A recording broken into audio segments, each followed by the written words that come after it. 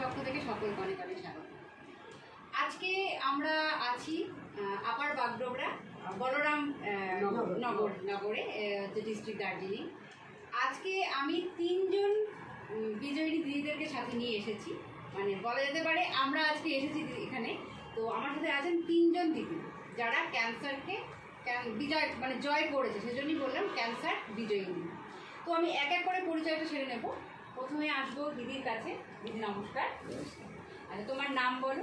আগমনী দাস। আগমনী দাস। তোমার কোথায় ক্যান্সার হয়েছিল? ব্রেস্ট ক্যান্সারের দিদি। আচ্ছা দিদি, তোমাকে নমস্কার। তোমার নাম? জয়ন্তী রানী সাহা। জয়ন্তী রানী সাহা। দিদির হয়েছিল জিবে ক্যান্সার। নমস্কার। আপনার নাম? বাসন্তী জোয়ারদার। বাসন্তী জোয়ারদার।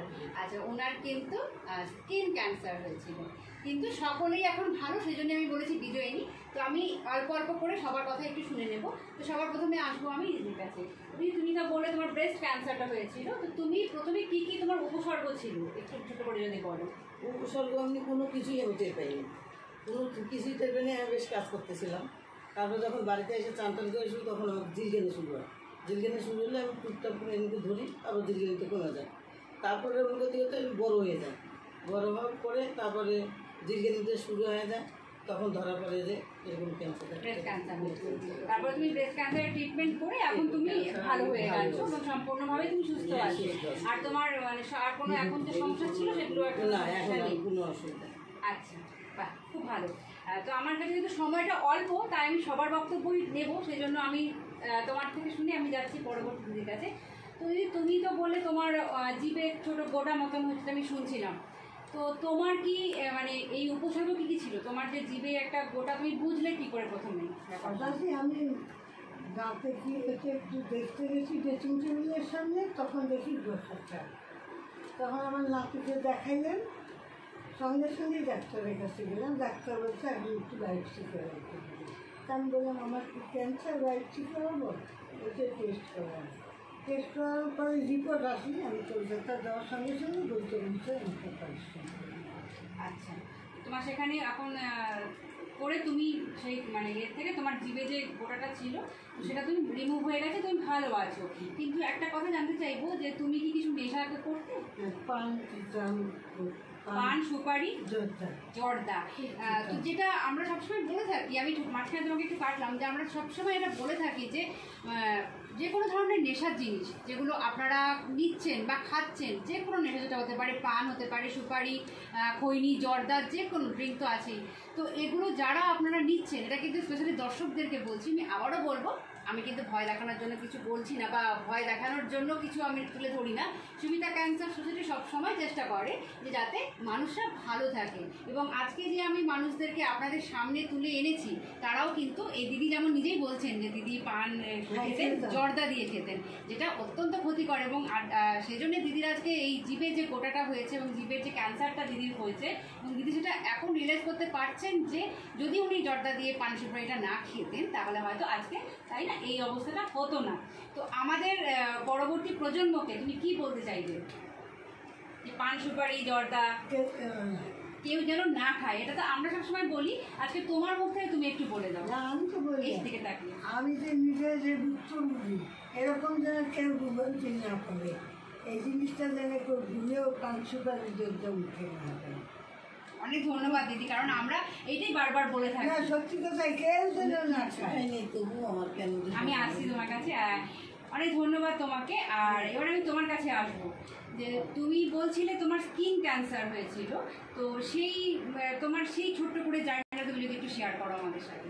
আচ্ছা, প্রথমে এইখানে একটা গোটা মতন হলো, মানে গলার কাছে ওইটা হয়েছিল। আর কানে, বা কানেও আমার অপারেশন করা আছে। তো ডাক্তারের কাছে গেলাম, যাওয়ার পরে ডাক্তার দেখি, স্কিন ডাক্তার দেখলো, দেখে ওই ক্যান্সারের ডাক্তারের কাছে পাঠিয়ে দিল। না, কানের ডাক্তারের কাছে পাঠিয়ে দিল, ইএনটির কাছে। হ্যাঁ, দেওয়ার পরে উনি দেখে উনি বললো আপনার অপারেশন করতে হবে, অপারেশন করলে ভালো হবে, আপনার অসুবিধা হবে না। তারপরে ওনারা অপারেশন করে ওইটা বায়োপসি করে। বায়োপসি করার পরে আমার ওই স্কিন ক্যান্সারটা ধরা পড়ে। তোমার উপসর্গ ছিল ওইটুকুই, খালি না, কানে? উপসর্গ না, এইখানে হতো এরকম বড় বড়, এইরকম মোটা মোটা এত বড় বড়, আচ্ছা, এই সিস্টের মতো। সিস্টের মতো। হ্যাঁ, ওইগুলো খুব যন্ত্রণা হতো। তোমার ওইটা অপারেশন না করা পর্যন্ত কষ্ট। এই তো 4 মাস 4 আগে একটা অপারেশন করিয়েছি। তারপর থেকে এখনো, আর ওই যে ওষুধটা বললাম যে ওই ওষুধটা খাচ্ছি, আমার হাতে টাতে পুরো সব সেরে গেছে, খালি এইখানে একটু আছে। দেখি কতদিনে কি হয়। না নিশ্চয়ই তুমি ভালো না, ভালো তো ওষুধ হয়েই আমি গেছে। কিন্তু খাচ্ছি, হ্যাঁ হ্যাঁ, ওষুধ ছাড়িনি। না না, সে ছাড়লেও তো হবে না, কারণ পরবর্তী যেটা ওটাও যেমন খাচ্ছি, হ্যাঁ, ওষুধও খাচ্ছি। ওই না সকালে ভিজিয়ে রাখি 1 চামচ ডুমুর, আচ্ছা ডুমুর ওইটা কেটে শুকিয়ে পেস্ট করে রেখে দিই। ওই যে মানে ইয়েটা আছে, ওইটা সকালবেলা 1 চামচ আমি জলে, গরম জলে ভিজিয়ে দিই, মানে যেমনভাবে খেতে বলেছে।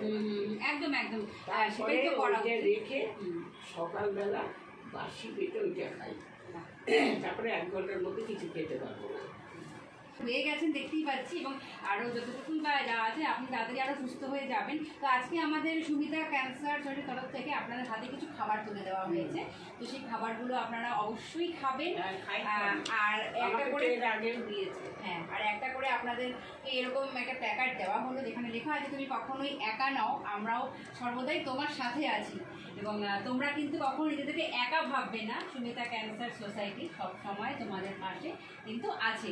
যে কোনো রকম অসুবিধা তোমরা আমাদেরকে একটা ফোন করলেই পেয়ে যাবে, আমাদের এখানেও প্রচুর মেম্বাররা রয়েছেন, অথবা আমাদের ফোন নাম্বার তো আছে, যে কোনো অসুবিধে একটা কল করলেই হলো।